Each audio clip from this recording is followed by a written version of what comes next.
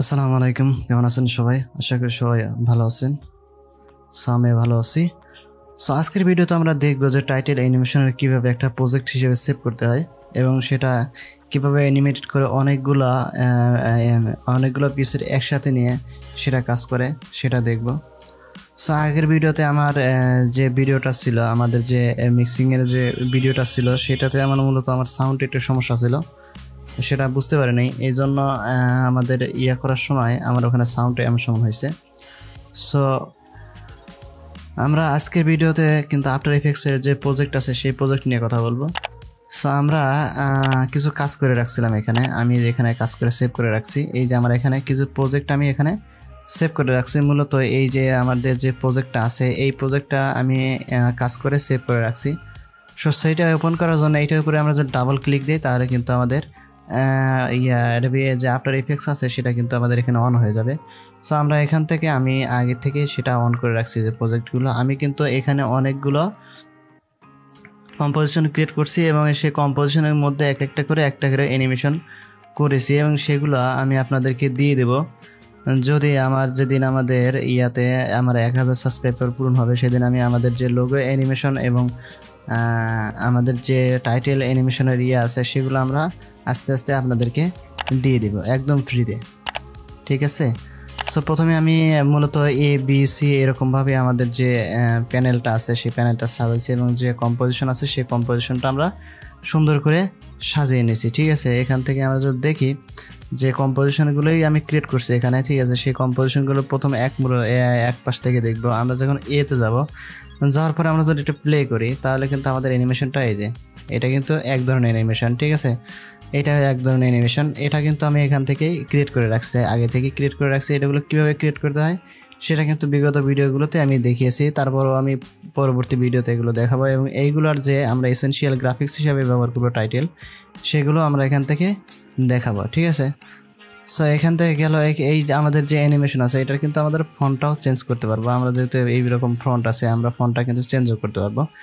Font change করার জন্য আমরা যেটা করব, এই আমার যে অ্যানিমেশন আছে এখান থেকে কিন্তু আমরা সব কিছুই করতে পারবো।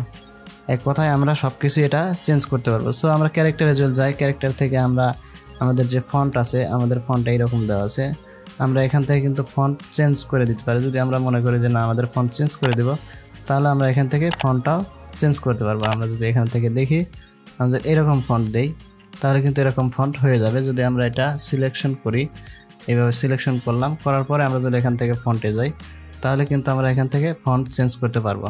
এই যে আমার ফন্ট কিন্তু চেঞ্জ হয়ে গেল, ঠিক আছে? আমরা এখান থেকে আমরা সব কিছু এক কথায় কি আমি সবগুলো কাজই এখান থেকে চেঞ্জ করে করে নিতে পারবো। এই যে আমার কিন্তু এরকম চলে আসলো। আমি যদি এখন প্লে করি, এই যে এরকমভাবে এই যে আমাদের ফন্টটা কিন্তু এরকমভাবে চেঞ্জ হয়ে গেল। আমরা যে কোনো যেটাই করি আমরা এখান থেকে যে কোনো ফন্টই আমরা এখান থেকে দিতে পারবো এবং যে কোনো কালার এখান থেকে কিন্তু দিতে পারবো, ঠিক আছে? আমি যদি এরকম করে দিই, এই যে আমাদের এরকম আসবে, এরকম গেল, তারপরে আবার এরকম চলে আসলো। আমরা অবশ্যই বুঝতে পারছি এখান থেকে যে কাজগুলো করে রাখছি সেই কাজগুলোরই আমরা এখানে ফন্ট কিন্তু আমি যেটা সিলেক্ট করছি আমি সেটা বাদ দিয়ে কিন্তু অন্যটা আমি সিলেক্ট করে কাজ করতে পারবো, ঠিক আছে? আমি এখান থেকে যদি এরকম দিই আমার এখানে ফন্টটা এরকম হয়ে গেল, ঠিক আছে?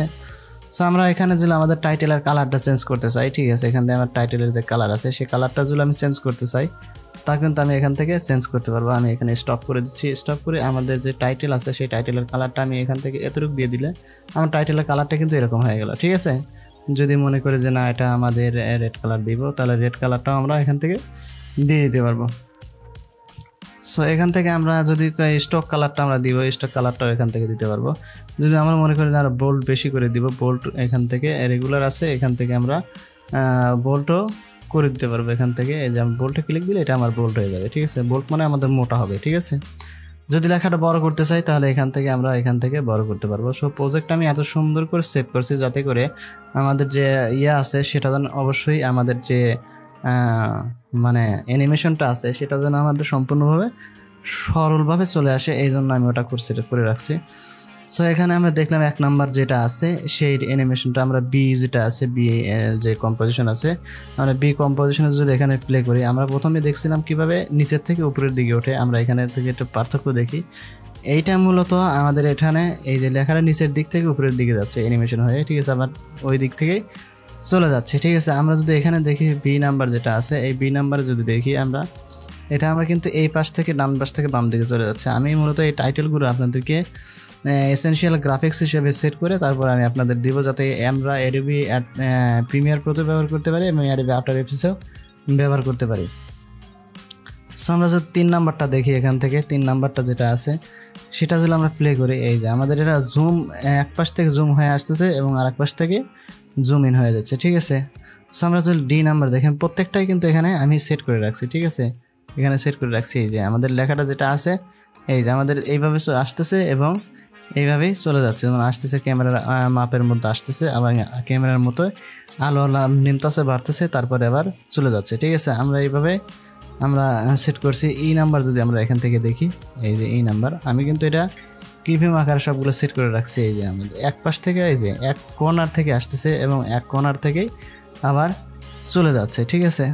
আচ্ছা, তারপরে যদি আমরা এফ নাম্বারটা দেখি, এখানে এফ নাম্বারটা যেটা আছে এইটা যদি আমরা দেখি, এই যে আমাদের জুম হালকা একটু জুম হচ্ছে, তারপরে চলে যাচ্ছে এবং হালকা একটু জুম হয়ে আসতেছে আবার চলে যাচ্ছে, ঠিক আছে। আমরা যদি এইভাবে প্রত্যেকটা অ্যানিমেশন কিন্তু আমরা শুধু মানে কোনো অ্যাপ্লাই করিনি, কোনো আমরা ইফেক্ট কিন্তু এখানে অ্যাপ্লাই করিনি, এখানে শুধু আমাদের স্কেল যেটা আছে স্কেল এবং পজিশন দিয়েই আমরা এরকম অ্যানিমেশন করাতে পারছি, ঠিক আছে। এখান থেকে আমরা যদি জি নাম্বারে যাই, জি নাম্বারে যদি যাই দেখি এখান থেকে, এই যে এটা কিন্তু আমাদের মাস্কিংয়ের ক্ষেত্রে কিন্তু এটা ব্যবহার করা হয়। এটা মাস্কিং যখন করছি আমরা কোনো শেপের মাধ্যমে, এটা মাস্কিংয়ের মাধ্যমে আমরা এই কাজটা করে নিয়েছি, ঠিক আছে। সো এখান থেকে যদি এইচ নাম্বার দেখি, এখান থেকে এইচ নাম্বার যদি আমরা দেখি, আমরা প্রথমে নিয়ে আসছি সেটা, এখানে যদি আমরা প্লে করি, এই যে আমরা কিন্তু দেখতেছি যে এখান থেকে উঠতেছে এবং এই যে দ্রুত গতিতে উঠতেছে এবং তারপরে এখানে ছাড় দিচ্ছে, ঠিক আছে। সো আমরা এটা এরকমভাবে আমাদের অ্যানিমেশনটা করে আমরা এজ ইন এবং এজ আউট করে দিছি, যাতে করে আমরা এই কাজটা খুব সুন্দরভাবে করতে পারি। আমরা এখান থেকে এটা করে দিচ্ছি। আমরা যদি আই নাম্বার যেটা আছে সেটা যদি আমরা এখান থেকে দেখি, এই যে সেটা ছিল এক পাশ থেকে আর এটা হয়েছে আরেক পাশ থেকে, ঠিক আছে। এটা আস্তে আস্তে উঠছে নিচের থেকে উপরে, আর ওটা ছিল হলো সম্পূর্ণভাবে আলাদাভাবে, ঠিক আছে। আমরা যদি এখানে যে নাম্বার দেখি, এখানে যে নাম্বার যেটা আছে এখান থেকে, এই যে এটা কিন্তু আমাদের যে ব্লু আছে, ঠিক আছে, আমাদের যে ব্লার যেটা আছে, ব্লার সিনেম্যাটিক এফেক্টস কিন্তু আমাদের মূলত এরকমভাবে ক্রিয়েট করতে হয়। সো এরকমভাবে আমরা দেখি যে আমাদের যখন আমরা কোনো কাজ করি তখন কিন্তু দেখি যে অনেক সময় আমাদের লেখাটা মানে ঘোলা হয়ে আসে, তারপর এসে পরিষ্কার হচ্ছে। মূলত এটা আমাদের যে ব্লার এফেক্ট আছে সেই ব্লার এফেক্টের দিয়েই আমাদের এটা কাজ করতে হয়, কিন্তু আমরা এখানে কিন্তু ব্লার এফেক্টটা আমরা অ্যাপ্লাই করি নিই। আমরা শুধু আমাদের যে স্কেল এবং পজিশন আছে এবং আমাদের যে অপাসিটি আছে সেটা নিয়েই মূলত এই কাজটা করছি, ঠিক আছে। সো আমরা এখান থেকে যদি আরেকটা দেখি, কে নাম্বার যেটা আছে সেটা যদি আমরা এখান থেকে দেখি, প্লে করি, এই যে এটা কিন্তু আমাদের সুন্দরভাবে আমাদের যে 3D এখানে কিন্তু 3Dর মতো কাজ করছে। এই যে আমরা যদি একটু দেখি যে 3Dর মতো আসতেছে এবং 3Dর মতো কাজ করছে, এটাও তো মূলত আমাদের 3D কাজ করা।